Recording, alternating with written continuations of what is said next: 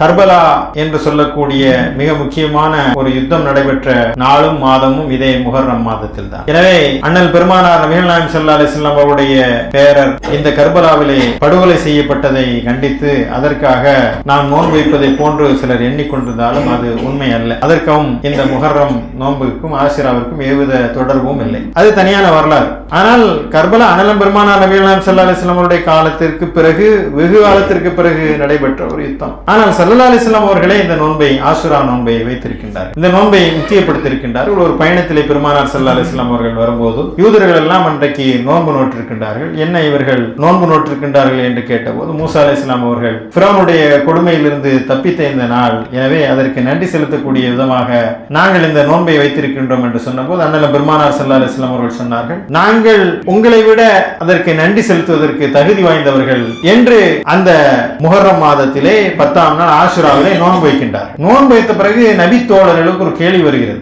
என்ன இது, ஸல்லல்லாஹு அலைஹி வஸல்லம் அவர்கள் இறை தூதர், அவர்களை நாம் பின்பற்றுகிறோம், அவர்கள் நோன்பு வைக்கிறாங்க, யூதர்கள் நோன்பு வைக்கிறாங்கன்னு சொல்லி நாம நோன்பு வைக்கிறோமே என்ற ஒரு கேள்வி இருந்தது. அந்த கேள்வியை கேட்பதற்கு அவர்கள் தயக்கவும் படவில்லை. பெருமானார் ஸல்லல்லாஹு அலைஹி வஸல்லம் அவரிடம் அவர்கள் எந்த அளவு இணக்கமாக நெருக்கமாக உரிமையோடு இருந்திருக்கின்றார்கள் என்றால் மார்க்க விஷயத்திலே அந்த தடைகளை தாண்டி அவர்கள் கேள்வியும் கேட்கின்றார்கள். அண்ணலே நாயகமே, நாம் பிற மத கலாச்சாரத்தை பண்பாட்டை பின்பற்றக்கூடாது, அவர்கள் நமக்கு முன்மாதிரிகள் அல்ல. எனவே இந்த விஷயத்தில் நாம் முஹர்ரம் மாதம் 10ஆம் நாள் நோன்பு வைத்தால் அந்த யூதர்களை பின்பற்றியவர்களாக நாம் ஆகிவிட மாட்டோமா என்ற ஒரு கேள்வியை கேட்டார்கள். பெருமானார் ஸல்லல்லாஹு அலைஹி வஸல்லம் அவர்கள் சொன்னார்கள், ஆமா, அதற்கு கூட நீங்க சொல்லக்கூடிய இந்த ஆட்சேபனை கூட கவனத்தில் கொள்ளக்கூடியது. எனவே அவர்களுக்கு மாறு செய்யக்கூடிய விதமாக இன்ஷா அல்லாஹ் அடுத்த ஆண்டு நான் உயிரோடு இருந்தால் நான் முஹர்ரம் மாதத்திலே 9ஆம் நாளும் 10ஆம் நாளும் நான் நோன்பு வைப்பேன் என்று அவர்கள் கூறினார். எனவே இந்த முஹர்ரம் 9, 10 ஆகிய நாட்களிலே நாம் நோன்பு வைப்பது எதற்காக என்று சொன்னால் பெருமானார் ஸல்லல்லாஹு அலைஹி வஸல்லம் அவர்கள் காட்டி தந்த அந்த நன்றி செலுத்தக்கூடிய முகமாக இந்த நாளிலே நாம் நோன்பு நோக்கின்றோம். இது ஒரு வரலாறு.